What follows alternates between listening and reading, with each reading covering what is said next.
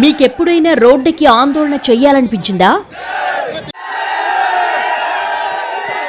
మీ ఆవేదనను, ఆక్రోశాన్ని బలంగా చెప్పాలనిపించిందా? ఢిల్లీ చెవులు దద్దరిల్లేలా మీ గుండె మంటను చాటాలనిపించిందా? చట్టపరమైన తీర్పులు ఎలా ఉన్నా మనిషి తన స్పందనను అనేక రకాలుగా చెప్తాడు. అందులో అన్ని మార్గాలు దాటిన తర్వాత అనుసరించేదే విధ్వంసం. విధ్వంసం ఖచ్చితంగా సమర్థనీయం కాదు. కానీ ఎవరైనా ఆ దారిని ఎంచుకుంటే ఎందుకు ఎంచుకున్నారో, పరిస్థితి అక్కడి వరకు ఎందుకు వచ్చిందో తప్పకుండా చర్చించాలి. అప్పుడే అలాంటి సమస్య మళ్లీ తలెత్తకుండా చూసే అవకాశం ఉంటుంది.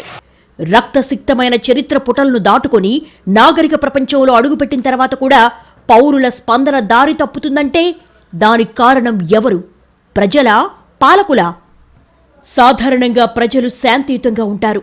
మరీ ముఖ్యంగా మన దేశంలో అయితే ఎక్కడా పెద్ద అలజడి కనిపించదు. ఎవరి పని వాళ్లు చేసుకుంటూ సాదాసీదాగా బతికే జనం 199% మంది ఉంటారు. కానీ ఇప్పుడు ఆ 99% మందిలో మనశ్శాంతి కనిపించడం లేదా? తమ చుట్టూ జరుగుతున్న అనేక అంశాలపై అసంతృప్తిగా ఉన్నారా? తమను ప్రభావితం చేసే ప్రభుత్వ నిర్ణయాలపై రగిలిపోతున్నారా? దేశంలో అసహనం పెరిగిపోతోందా? ఇదే ఈరోజు చైర్మన్స్ డెస్క్. ఇలాంటి దృశ్యాలు ఈ మధ్యకాలంలో చూశారా? ఎందుకీ పరిస్థితి వచ్చింది? దేశం కోసం ప్రాణాలు అర్పించడానికి సిద్ధమైన యువత ఎందుకిలా విధ్వంసానికి పాల్పడింది? ప్రజల్లో ఎందుకు అసహనం పెరుగుతోంది? రైతుల్లో అసహనం, నిరుద్యోగుల్లో అసహనం, ఉద్యోగుల్లో అసహనం, సాధారణ పౌరుల్లో అసహనం. ఎందుకీ పరిస్థితి వస్తోంది? పౌరుల ఆకాంక్షలకు ప్రభుత్వాల విధానాలు ప్రతిఫలించాలి. ప్రజల అవసరాలు గుర్తించి దీర్ఘకాలిక, స్వల్పకాలిక ప్రణాళికలు అమలు చేయాలి. పౌరులు ఏం కోరుకుంటున్నారనే దానికంటే విశాల సామూహిక ప్రయోజనం కోసం ఏం చేస్తే బావుంటుందన్న ప్రమాణాలతో ప్రభుత్వాలు నిర్ణయాలు తీసుకోవాలి. కానీ కొన్నేళ్లుగా దేశంలో జరుగుతుందేంటి? 5 ఏళ్లు పాలించమని ప్రజలు ఎన్నుకున్న ప్రభుత్వాలకు కాళ్లు నేల మీద ఉండాలి, కళ్ళు ప్రజల మీద ఉండాలి. ఏం చేసినా అది ప్రజలపై ఎలాంటి ప్రభావం చూపుతుందో అన్న స్పృహ ఉండాలి. అప్పుడే అది సరైన నిర్ణయం అవుతుంది. కానీ ప్రభుత్వాలు చేస్తోందేంటి? ఏ లక్ష్యం కోసం, ఏ ప్రయోజనం కోసం ఏ నిర్ణయం తీసుకుంటున్నారు? అందుకే ప్రజలు సహనం కోల్పోతున్నారు. రైతుల్లో, నిరుద్యోగుల్లో, పౌరుల్లో పెరుగుతున్న అసహనం స్పష్టంగా కనిపిస్తోంది. ఎన్ని కష్టాలొచ్చినా తమ తలరాత ఇంతే అనుకుంటాడు సగటు భారతీయుడు. అలాంటి సాధారణ వ్యక్తి గడప దాటి, ఇల్లు దాటి, రోడ్డెక్కి నినదిస్తున్నాడంటే చాలా పెద్ద కారణమై ఉంటుంది. అది బతుకును ప్రభావితం చేసే సమస్య అయి ఉంటుంది. అందుకే పెట్రోల్, డీజిల్ రేట్లు పెరిగిపోతున్నా భరించాడు, భరిస్తున్నాడు. నిత్యావసరాలు ఆకాశానంటుతున్నా సహిస్తున్నాడు. జీవితాలు తల్లకిందులై 3 పూటలా తినలేనంతగా ఖర్చులు పెరుగుతున్నా భరిస్తున్నాడు. ఆర్థిక పరిస్థితి దిగజారిపోతున్నా భవిష్యత్పై ఆశతో ఎదురుచూస్తున్నాడు. నోట్ బందీతో 6 నెలల పాటు జనజీవనం అతలాకుతలమైపోయింది. తమ సొమ్ము తాము తీసుకోవడానికి బ్యాంకుల ముందు క్యూలు కట్టాల్సి వచ్చినా భరించారు. ఇదంతా తమ మేలు కోసమే అనుకున్నారు. దేశానికి మంచి జరుగుతుందని నమ్మారు. ప్రభుత్వానికి సహకరించారు. మార్పును ఆహ్వానించాలని సహించారు. కేంద్రం చేసే ప్రతి చర్య, ప్రతి నిర్ణయంతో భవిష్యత్తులో ఏదో ఓ మేలు జరగకపోతుందా అనే సహనంతోనే అన్నిటినీ పంటి బిగున భరించారు. కానీ చివరికి జరుగుతోందేంటి? దేశంలో దొంగ నోట్లు విచ్చలవిడిగా పెరుగుతున్నాయి. కేంద్రం ఘనంగా చెప్పిన నల్లధనం ఎక్కడ? ఆ ఊసేది? ఇక వరి కొనుగోళ్లలో కేంద్రం, రాష్ట్రం సిగపట్లు పడుతూ రైతుల్ని ముంచేసినా సహించారు. వ్యవసాయ చట్టాలు తెచ్చి రైతుల నెత్తిన పిడుగులు కురిపించినా ఏడాది పాటు అన్ని కష్టాలు భరించి శాంతియుత ఉద్యమాలు చేశారే తప్ప సహనం కోల్పోలేదు రైతులు. వ్యవసాయాన్ని కార్పొరేట్ పరం చేస్తామంటే ఒప్పుకునేదే లేదని నినదించారు. ఇక్కడ కేంద్రమా, రాష్ట్ర ప్రభుత్వాలా అని కాదు, ఓవరాల్గా పాలకపక్ష విధానాలు ఎలా ఉంటాయన్నదే ఇక్కడ చర్చ. లక్షల ఉద్యోగాలను హామీలుగా గుప్పిస్తారు. ఎక్కడిస్తున్నారు ఉద్యోగాలు? ఉన్నవాటికే ఎసరు పెట్టి ఉద్యోగ భద్రత లేకుండా చేసి కార్మిక చట్టాలను కాలరాసే విధంగా నిర్ణయాలు తీసుకుంటుంటే సామాన్య జనంలో, నిరుద్యోగుల్లో అసహనం పెచ్చరిల్లుతోంది. ఈ దేశంలో కాకులను కొట్టి గద్దలకు పెట్టే న్యాయం అడుగడుగున అమలవడాన్ని ప్రజలు గమనిస్తూనే ఉన్నారు. సామాన్యుడి వేల రూపాయల అప్పుల్ని ముక్కుపిండి వసూలు చేసే ప్రభుత్వాలు, ప్రజలకు సంబంధించిన విషయాలను భారమని, ఖర్చని తేల్చేసే ప్రభుత్వాలు పిడికెడు పారిశ్రామికవేత్తల కోసం ఆరాట పట్టాన్ని గమనిస్తూనే ఉన్నారు. కార్పొరేట్ల లక్షల కోట్ల అప్పులు మాఫీ చేస్తూ ప్రజాధనాన్ని దుర్వినియోగం చేసే ప్రభుత్వాలు ప్రజలకు మేలు చేసే అంశాలలో మాత్రం పొదుపు పేరుతో కడుపు కొట్టే నిర్ణయాలు తీసుకోవడాన్ని చూస్తూనే ఉన్నారు. అందుకే అసహనం, అడుగడుగునా అసహనం. అంతకుముందు లాక్డౌన్ సమయంలో ఏం జరిగింది? ఓ 20-30 లక్షల మందికి రైళ్లు వేసి స్వస్థలాలకు పంపలేరా? వలస కార్మికులు భార్యాపిల్లలతో వేల కిలోమీటర్లు నడవాలా? దేశమంతా కొన్ని రోజుల పాటు సుదీర్ఘ నడకలోనే ఉండిపోయింది. ఎంత అన్యాయం, ఎంత అమానుషమిది! అంతేకాదు, కోవిడ్ కేసులు పెరుగుతాయని తెలిసి ఆక్సిజన్ అవసరం ఉంటుందని నిపుణులు చెప్తున్నా ఏమాత్రం పట్టించుకోకుండా ప్రజల ప్రాణాలు గాలికొదిలేసిన ప్రభుత్వాల తీరును ప్రజలు మర్చిపోలేదు. ఆఖరికి మరణాల సంఖ్యను కూడా తప్పు చెప్పి ఎవరిని మభ్యపెడతారు. సహనానికి కూడా హద్దుంటుంది. ప్రభుత్వాల ప్రతి అడుగును ప్రజలు గమనిస్తూనే ఉంటారు. ఓపిక పట్టి పట్టి ఒక్కసారిగా బద్దలవుతారు. ఇప్పుడు కూడా అలాంటి పరిస్థితే కనిపిస్తోంది. కొన్నేళ్లుగా అనేక అంశాలలో పాలకపక్షాల నిర్ణయాలతో ఒత్తిడికి లోనవుతున్న ప్రజల్లో ఇప్పుడు భరించే శక్తి లేదు, ఓపిక పట్టే సహనం లేదు. అందుకే చేతులు కాలాక ఇది విధ్వంసం, ఇది చట్టవిరుద్ధమని గుండెలు బాదుకుంటే ప్రయోజనం లేదు. ప్రజలిక భరించేదే లేదంటున్నారు. అప్రజాస్వామిక విధానాలపై తిరగబడే పరిస్థితి వచ్చింది. ఇన్నేళ్లు తమ మేలు కోసమే ప్రభుత్వాలు పనిచేస్తున్నాయని భావించిన రైతులు, నిరుద్యోగులు, కార్మికులు, సామాన్య ప్రజలంతా ఇప్పుడు చూస్తూ ఉండలేమంటున్నారు. దేశంలో ప్రజా ఉద్యమాలు చాలా కాలంగా లేవు. ప్రశ్నించే గొంతులు లేవు. ప్రజల కోసం పోరాడే రాజకీయ పక్షాలు లేవు. అందుకే ఇప్పుడు ఎవరి పోరాటం వాళ్లే చేస్తామంటున్నారు. ఎవరి అసహనాన్ని వాళ్లే వ్యక్తం చేస్తామంటున్నారు. తమ కడుపు కొట్టి, జీవితాలను కొట్టి రోడ్డున పడేసే నిర్ణయాలను సహించమని గట్టిగానే తేల్చి చెప్తున్నారు. ప్రజల అసహనం ఓ పరిధి వరకే నిదానంగా ఉంటుంది. ఆ తరువాత అది విధ్వంసంగా మారే అవకాశం కూడా ఉంటుంది. ఈ విషయాన్ని ప్రభుత్వాలు ఎంత త్వరగా గుర్తిస్తే అంత మంచిది. ఇప్పుడు అగ్నిపథ్పై ఆందోళన గురించి చూద్దాం.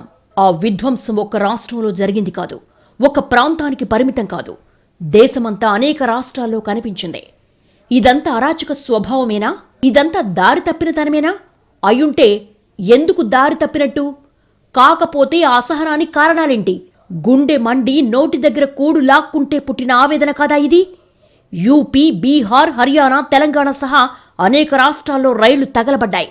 బస్సుల అద్దాలు పగిలాయి. ప్రజలందరి ఉమ్మడి ఆస్తి ధ్వంసమైంది. అవును, ఈ విధ్వంసం ఖచ్చితంగా సమర్థించాల్సింది కాదు, ఈ అరాచకం ఆమోదించాల్సింది కాదు. కానీ దీని వెనుకున్న మానసిక స్థితి ఏమిటనేది పాలకులకు ఇప్పటికైనా అర్థమైందా?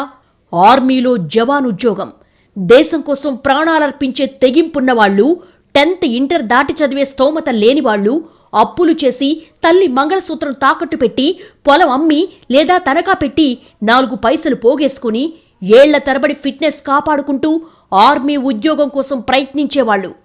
దేశంలో ఏటా కొన్ని లక్షల మంది ఆర్మీ ఉద్యోగం కోసం ఆరాటపడతారు. ఫైనల్గా కొన్ని వేల మంది మాత్రమే సెలెక్ట్ అవుతారు. ఆ చివరి లిస్టులో తమ పేరు కోసం ఏళ్ల తరబడి ఎదురుచూపులు. కానీ ఇప్పుడేమైంది? అగ్నిపథ్ అంటూ అగ్గి రాజేశారు. మీరు సైనికులే కానీ అగ్నివీరులన్నారు. సైన్యంలో ఉంటారు కానీ 4 ఏళ్లు మాత్రమే ఉత్సాహంపై నీళ్లు చల్లారు. జీతమిస్తాం కానీ పెన్షన్ ఇవ్వలేమన్నారు. ఎందుకిదంతా? ఏ ప్రయోజనం కోసమంటే సైన్యాన్ని యూత్తో నింపడం కోసం అంటున్నారు. కళ్ల ముందే ఆశలన్నీ నీరుగారిపోతుంటే కడుపు మండుతోందంటున్నారు. కొంతమంది కన్నీళ్లు పెట్టారు. కొంతమంది రైలు డబ్బాల్లో మంటలయ్యారు. ఆఖరికి బుల్లెట్ గాయం తగిలిన తర్వాత కూడా తన ఆశయం ఆర్మీ ఉద్యోగమే అన్న యువకుడిని చూశారా? విధ్వంసం ఖచ్చితంగా తప్పే. ప్రజల ఆస్తులు ఖరీదైనవే. ఈ అరాచకమంతా చట్ట విరుద్ధమే. కానీ కళ్ల ముందే కలలు విధ్వంసమవుతుంటే వాటికి మూల్యం ఎవరు చెల్లిస్తారు? ఇప్పుడు ప్రభుత్వ వెర్షన్ ఒకసారి చూద్దాం. అగ్నిపథ్ అందరికీ మేలు చేస్తోందంటోంది సర్కార్. ఆర్మీ యువతతో నిండిపోతుందని చెప్తోంది. ఖర్చు భారీగా తగ్గి ఆయుధాలపై వెచ్చించొచ్చని భావిస్తోంది. ఇది జమా ఖర్చుల వరకు చూస్తే సరైందే కావచ్చు. కానీ దేశం కోసం ప్రాణాలిచ్చే జవాను జీవితాన్ని జీతంతో, పెన్షన్తో కొలవడం సరైందేనా? దీనికి సమాధానం ప్రజలు ఆశిస్తున్నారు. ఇవన్నీ కాదు, అగ్నిపథ్ తీసుకురావాలంటే ప్రభుత్వం ఏం చేయాలి? అన్ని వర్గాలతో చర్చించాలి. లాభ నష్టాలపై ఓ అంచనాకు రావాలి. ఇక ముందు ఆర్మీ ఉద్యోగాలు పూర్తి స్థాయివి ఉండవని స్పష్టమైన ప్రకటన ఇవ్వాలి. దానికి ముందస్తుగానే ఒక తేదీని ప్రకటించి ఆలోపు అప్పటికే సగంలో ఉన్న రిక్రూట్మెంట్ పూర్తి చేయాలి. ఇవన్నీ చెయ్యకుండా ఫిజికల్ టెస్టులు పాస్ అయిన వాళ్ళకి రిటర్న్ టెస్టులు వాయిదా వేస్తూ చివరికి నోటిఫికేషన్ రద్దు చేస్తామంటారా? ఎందుకింత నిరంకుశత్వం? అధికారం చేతిలో ఉంటే ఏదైనా చేయొచ్చన్న అహంకారమా? ఏదైనా చేస్తారా? ఏం చేస్తామన్నా ప్రజలు చూస్తూ ఊరుకోవాల్సిందేనా? ప్రభుత్వ నిర్ణయాల ఫలితమే ఈ అసహనం కాదా? ఒక నిర్ణయం తీసుకుంటే దాని ఫలితం ఎలా ఉంటుందో ఊహించి నిర్ణయాలు తీసుకోవాలి. 1కి 10 సార్లు ఆలోచించాలి. అన్ని వర్గాలను దృష్టిలో పెట్టుకుని అడుగులేయాలి. కానీ అదెక్కడైనా కనిపించిందా? సహేతుకమైన నిర్ణయం తీసుకోకపోవడం వల్లే అగ్నిపథ అలజడి రేగింది. అది సమస్యగా మారింది. ప్రజాస్వామ్యంలో అధికార పీఠంపై ఉన్నవాళ్లు ప్రతి అంశాన్ని అందరితో చర్చించి నిర్ణయాలు తీసుకోలేరు. అది ప్రాక్టికల్గా సాధ్యం కాదు కూడా. కానీ ఎక్కువ మంది ప్రజల్ని, దేశం మొత్తాన్ని ప్రభావితం చేసే అంశాలపై ఖచ్చితంగా చర్చ జరగాలి. చట్టసభలు ఉన్నది అందుకే. పార్లమెంట్లో అగ్నిపథ్పై కానీ మరే ముఖ్యమైన అంశంపై కానీ చర్చించి అవసరమైతే చిన్న చితక అవసరమైన మార్పులు చేసి అమల్లోకి తెచ్చి ఉంటే పరిస్థితులు మరోలా ఉండేవి. అంతేకాదు, అధికారంలో ఉన్న వాళ్లలో ప్రతి అంశంలోనూ వేలు పెట్టాలని, జోక్యం చేసుకోవాలనే ఆతృత ఎక్కువగా కనిపిస్తుంది. ప్రతి వ్యవస్థపైన తమదైన ముద్ర వేయాలని ఎక్కడలేని తపన ఎక్కువైంది. ఆ తొందరలో తీసుకునే అప్రజాస్వామిక నిర్ణయాలే ఇటువంటి పరిస్థితులకు దారితీస్తున్నాయి. దేశంలో గట్టి అపోజిషన్ లేకపోవడం కూడా ఈ అసహన పరిస్థితులకు ఓ కారణం. జనం తరపున మాట్లాడే ప్రతిపక్షాలు లేవు. ఉన్న వామపక్షాలు పూర్తిగా బలహీనమైపోయాయి. మొత్తంగా దేశంలో ఎవ్వరూ నిరసన వ్యక్తం చేసే పరిస్థితి లేదు. కనీసం ఇది పొరపాటు అని గట్టిగా నిరోధించే శక్తి ప్రతిపక్షాలకు లేదు. ప్రజల తరపున మాట్లాడేవాళ్లు లేకపోవడం వల్లే ప్రజల్లో అసహనం పెల్లుబికుతోంది. గతంలో కొన్ని సందర్భాల్లో, అంటే పార్లమెంటు తలుపులు వేసి నిర్బంధంగా బిల్లులు ఆమోదించిన పరిస్థితుల్లో కూడా అంతో ఇంతో చర్చకు అవకాశం ఉండేది. ఇప్పుడు అది కూడా లేదు. దేశంలో బలమైన అపోజిషన్ లేకపోవడం ప్రజల దౌర్భాగ్యం. మంచి ప్రతిపక్షం లేకపోతే జనానికి గొంతు ఎక్కడి నుంచి వస్తుంది? వాళ్ల వాయిస్ వినిపించే పరిస్థితి ఏది? అలాంటప్పుడే ఇదిగో ఇలా జనంలో అసహనం పెరిగి రోడ్డెక్కి ఇలా తెగబడాల్సిన దుస్థితి వస్తుంది. ఈ అసహనం ఎన్నో దుశ్చర్యలకు, అవాంఛనీయ సంఘటనలకు దారితీస్తుంది. రాజకీయ శక్తులు ప్రయోజనాల కోసం చేసే వికృత చర్యలు జనజీవనాన్ని చిన్నాభిన్నం చేస్తాయి. అధికారంలో ఉన్నవాళ్లు మేం ఏం చేసినా నడుస్తుందని అనుకోవచ్చు. ప్రతిపక్షాలు శక్తిహీనమై నోరెత్తకపోవచ్చు. కానీ ఎప్పుడో ఒకప్పుడు ఎక్కడో ఓ చోట అంతర్యుద్ధాన్ని తలపించే ఇలాంటి ఘటనలు దేశ భవిష్యత్తును దెబ్బతీస్తాయి. ఆ సమయంలో పాలకపక్షాలు ఉలిక్కిపడి నేల మీదకు రాక తప్పదు. తమ నిర్ణయాలు పునఃసమీక్షించుకోక తప్పదు. ప్రజా వ్యతిరేక పాలసీలు ఎంత చిన్నవైనా పెద్దవైనా వాటిని వ్యతిరేకించాల్సిందే. ప్రజాస్వామ్యంలో దానికి అవకాశం ఉండాలి. గొంతెత్తే స్వేచ్ఛ లేనప్పుడు అది ప్రజాస్వామ్యమే కాదు. ప్రశ్నిస్తే దేశద్రోహులుగా ముద్ర వేస్తే అది నియంతృత్వం తప్ప మరొకటి కాదు. భారత్ ఎన్నటికీ నియంతల రాజ్యం కాబోదు. ప్రజల ఆకాంక్షలను ప్రతిబింబించేలా రాసుకున్న రాజ్యాంగం సాక్షిగా సువిశాల భారతంలో ప్రజల ఆకాంక్షలే అంతిమం. వాటిని గౌరవించే రాజకీయ పక్షాలకే మనుగడుంటుంది. ఈ ప్రపంచం ఎందరో పాలకులను చూసింది. ఎన్నో గడ్డు కాలాలను ఈ సమాజం దాటింది. ప్రభుత్వాలు ప్రజల నాడిని, అసహనాన్ని అర్థం చేసుకుంటేనే పాలన సామరస్యంగా సాగుతుంది. లేకపోతే జరిగే అరాచకాలకు బాధ్యత వహించాల్సింది కూడా పాలకులే. ఎవరి సమస్య వాళ్లదే, ఎవరి ఉద్యమం వాళ్లదే. ప్రజా ఉద్యమాల్లేవు. ఒకరి కష్టానికి ఉమ్మడిగా స్పందించే ధోరణి లేదు. అలాంటప్పుడు పుట్టే అసహనమే విధ్వంసానికి కారణమవుతోంది. మాట్లాడాల్సిన సమయంలో శబ్దం చేయకుండా, నినదించాల్సిన సందర్భంలో నోరు మెదపకుండా, ఉద్యమించాల్సిన కాలంలో కాలు కదపకుండా ఉండడం సమాజానికి మంచిది కాదు.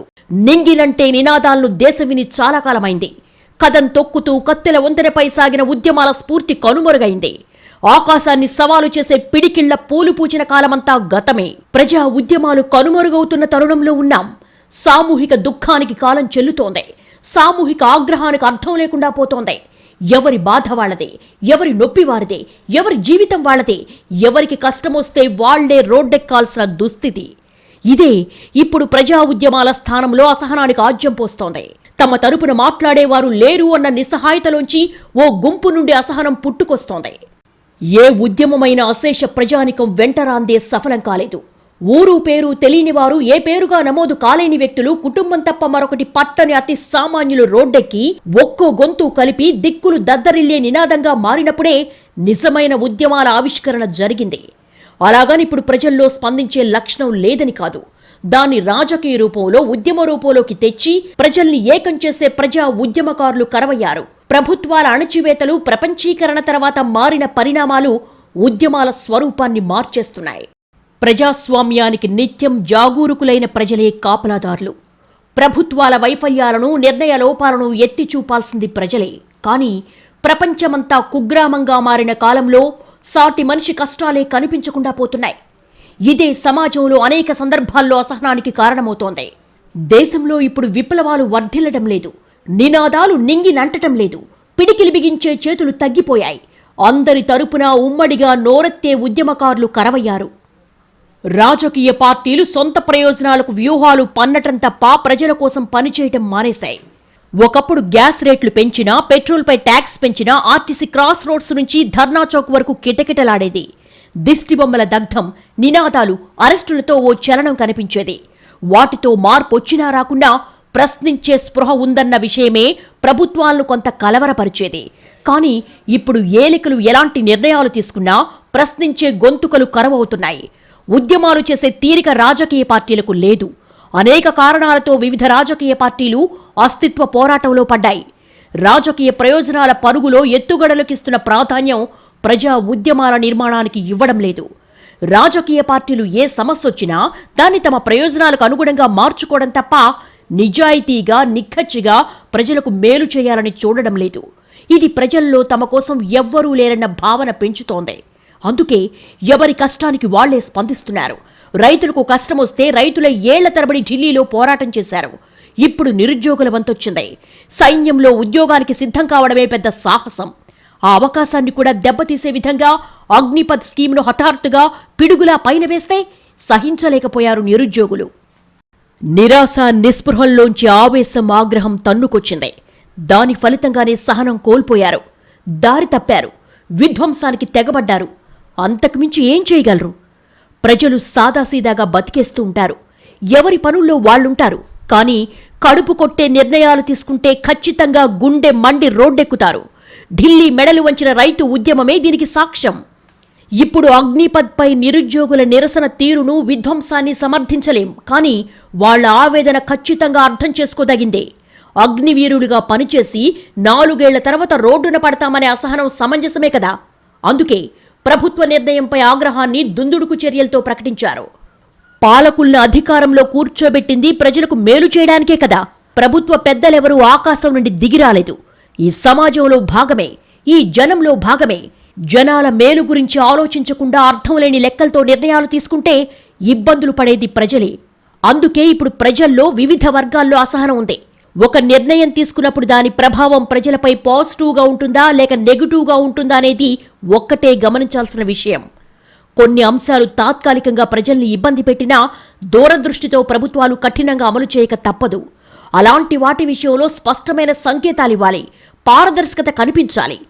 జరుగుతున్న పరిణామాలు గమనిస్తే కొన్నేళ్లుగా ప్రజల్లో గూడు కట్టుకున్న అసహనం స్పష్టంగా కనిపిస్తుంది. ప్రభుత్వ నిర్ణయాలలో మంచిని వెతుక్కొని ఓపిగ్గా భరిస్తున్న ప్రజలు విసిగిపోతున్నారు. ఇక భరించలేమనే వరకు వచ్చారు. ఒక్కొక్కరుగా రోడ్డెక్కుతున్నారు, ఉద్యమాల బాట పడుతున్నారు. భవిష్యత్తులో ఇవి శాంతియుతంగా ఉంటాయా, అరాచకంగా మారతాయనేది ఊహించలేని విషయం. ఒక్కరోజులో సంచలనంగా మారిన అగ్నిపథ్ నిరసనలు ప్రభుత్వానికి ఒక హెచ్చరిక. అధికారం ఉంది కదా అని ప్రజలకు మేలు చేయని ప్రయోగాలు చేస్తే భరించేంత సహనం ప్రజల్లో లేదనేదానికి ఇది ఓ పెద్ద ఉదాహరణ. ఇది ఈ వారం చైర్మన్స్ డెస్క్. వచ్చే వారం మరో అంశంతో కలుద్దాం. నమస్తే.